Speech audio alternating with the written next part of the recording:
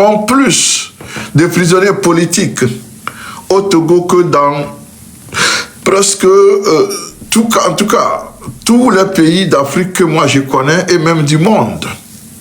Il y a des prisonniers, mais les prisonniers politiques, on n'en trouve pas en grand nombre. Au Togo, la criminalisation, n'est-ce pas, de l'engagement politique a fait que M. Faure Gnassingbé se permet d'arrêter qui il veut, quand il veut, où il veut et comment il veut. Il suffit de trouver un alibi et on vous colle atteinte à la sûreté de l'État et puis bon, on vous envoie au Niouf. Je vais aujourd'hui dire à M. Faure Gnassingbé qu'il peut courir, mais qu'il ne pourra jamais se cacher. Il n'a qu'à bien retenir cela, et ceux-là qui me suivent, écrivez ça, gardez. Moi, professeur, j'ai dit à Faure Gnassingbé, tu peux courir, mais tu ne pourras pas te cacher. Ça, soyez-en sûrs. La dernière arrestation, est-ce qu'on peut parler d'arrestation là-bas? On parle d'enlèvement.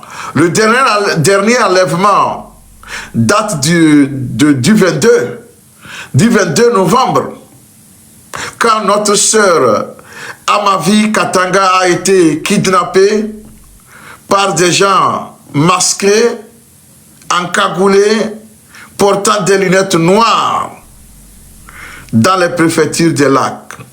Dans la préfecture des lacs. Depuis le 22, nous sommes au 29 aujourd'hui, donc vous voyez, nous sommes au 8e jour. Personne n'a les nouvelles de notre sœur Amavi. Je dis personne, ni sa famille, ni nous, avons de ces nouvelles. Et nous disons à M. Faure Gnassingbé de laisser partir Madame Amavi Katanga, de la libérer. Parce que nous savons que tout chemin mène vers lui. Puisque tous ceux qui commettent ces bévues, ces bêtises nous disent qu'ils le font parce que nous sommes en train de lutter contre le pouvoir des forts. Donc ça veut dire que celui qui bénéficie de ces crimes imprescriptibles est bel et bien M. Faure Gnassingbé. C'est pourquoi moi je n'ai plus le temps de m'adresser à qui que ce soit. Je m'adresse directement aux coupables et aux concernés. Je m'adresse à lui parce que c'est lui qui bénéficie de ces bêtises-là. Tous ceux qui font cela nous disent, ils sont clairs. Certains sont allés jusqu'à nous dire qu'ils ne sont pas fiers de ce qu'ils font. Mais on les oblige à le faire. Lorsqu'un soldat vient à dire ça, à faire cet aveu de chèque et de crime face au crime, allez-y savoir. Et nous disons que M. Faure Gnassingbé peut courir, mais il ne pourra pas se cacher. Dis-moi s'il peut se cacher temporairement, mais il ne pourra pas se cacher éternellement. Ça, soyez-en sûrs. Parce que ce n'est pas comme ça qu'on gère un peuple. Ce n'est pas comme ça qu'on gère un pays. Lorsque vous jouissez d'une légitimité, d'une légalité émanant du peuple, on ne se permettra jamais de poser ces actes-là, ces actes criminels. Comment allez-vous transporter, avez-vous transformer votre peuple en bétail sur lequel vous tapez comme vous voulez? Ça, c'est quelle histoire, ça? Alors, je vous dis, M. Faure Gnassingbé et Sozimna Kodo, tu peux courir, mais tu ne pourras jamais te cacher éternellement. Je dis, tu peux courir, mais tu ne pourras jamais te cacher éternellement. Tu as pris les enfants d'autrui. Tu les as mis en prison, ça fait 6 ans. même simple jugement pour les situer par rapport à leur sort, tu refuses de leur offrir ce jugement-là. Quelle cruauté, quelle méchanceté. Je vais faire une prédiction aujourd'hui.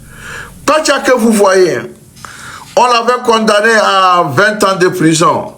Pacha a déjà fait 16 ans, je pense. Je vous dis que si, après les 20 ans, Faure Gnassingbé ne va pas libérer Pacha. C'est moi qui vous le dis.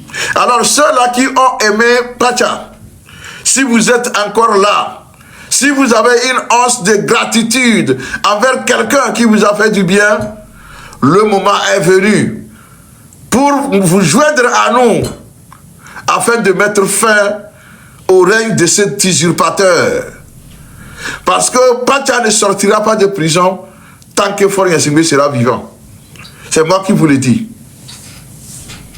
Tant qu'il sera au pouvoir, Pacha ne sera pas libéré. Pour ceux-là qui ont dit, bon, il lui reste 2 ans, il va sortir, c'est faux. Le sort de Pacha ressemble à celui de ces prisonniers-là qui ont déjà fait 6 ans et que Faure Gnassingbé refuse de libérer. C'est moi qui vous l'ai dit. Il ne va pas le libérer. Donc, s'il y a des gens qui se font des illusions sur, c'est pas la condescendance criminelle de ce monsieur, ça fait leur problème. Mais ce qui est sûr, c'est que Faure ne va jamais libérer Pacha. C'est fini. Et donc nous, on vous dit, ce que nous faisons, ce que nous réclamons, c'est pour tout le monde.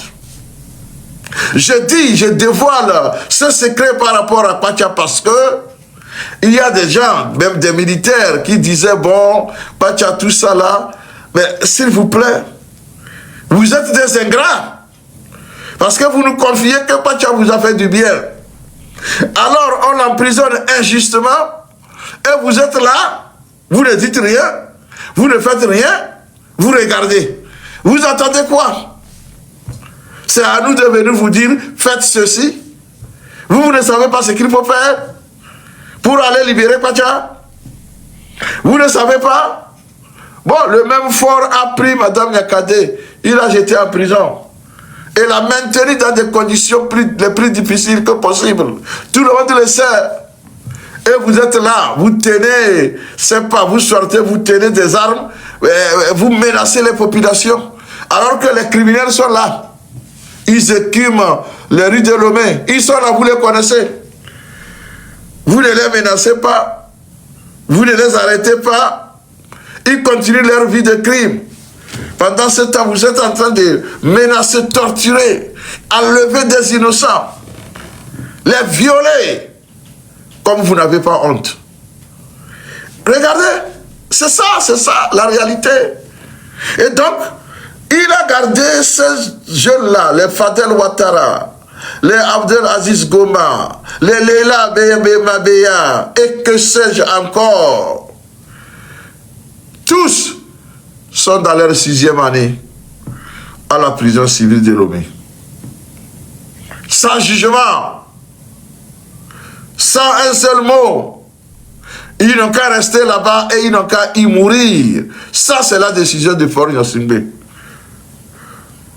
Le pharaon des temps modernes, celui qui décide de la vie ou de la mort des Togolais.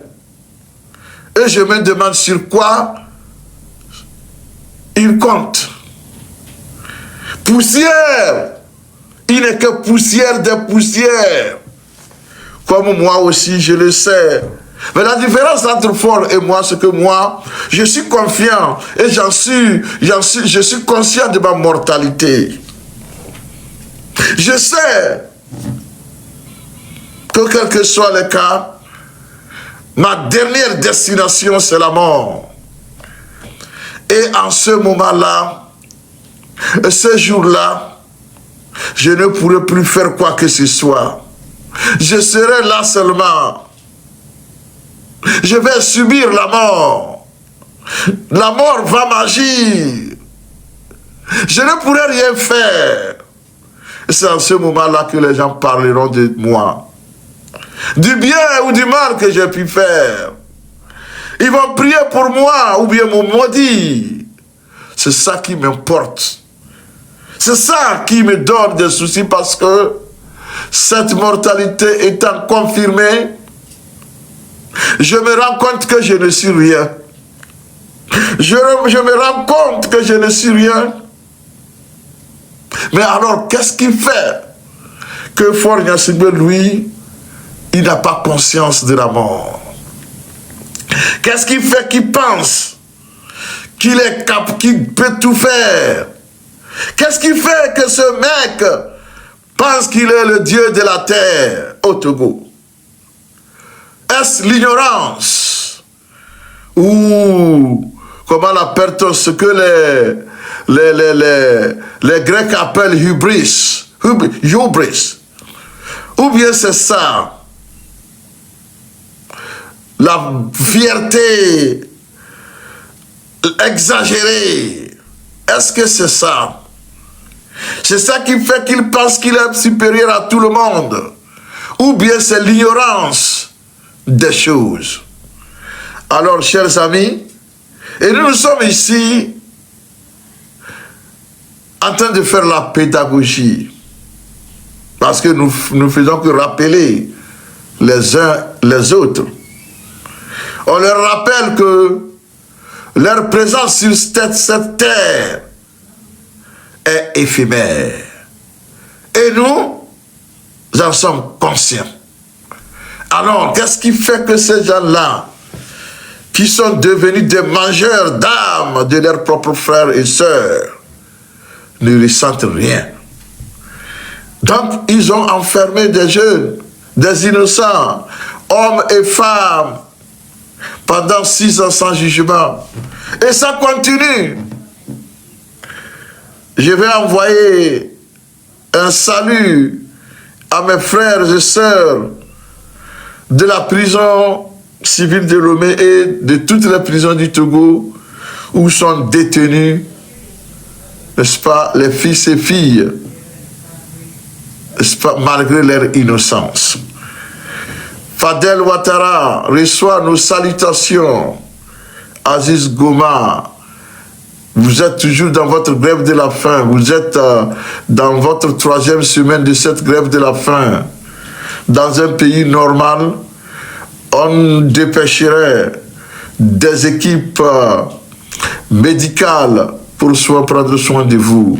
Mais au Togo, puisque les dictateurs préfèrent vous voir mourir, n'est-ce pas, que de vivre, ça l'arrange si vous mourrez. Parce que pour lui, c'est ce que les Anglais appellent good riddance, bon débarras. Alors, bon débarras, pour lui, pour le dinosaure dictateur, il dira bon débarras, comme quoi il est un nécrophiliaque ou un nécrophile. Je me demande comment quelqu'un peut aimer la mort. Mais lui, c'est comme ça. La scatologie. C'est ça. C'est ça.